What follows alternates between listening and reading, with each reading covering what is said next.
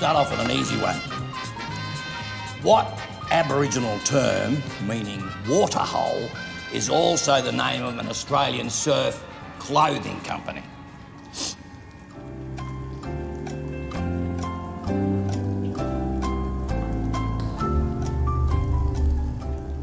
Billabong.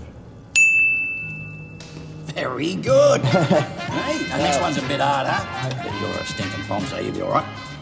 In what year did the British settle in Australia?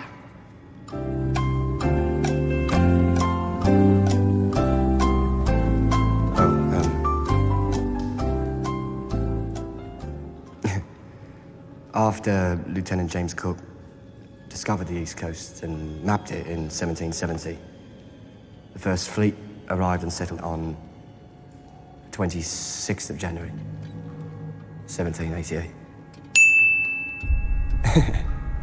Does that answer your question? Jesus, you are a smart I might have to let you go on that answer alone.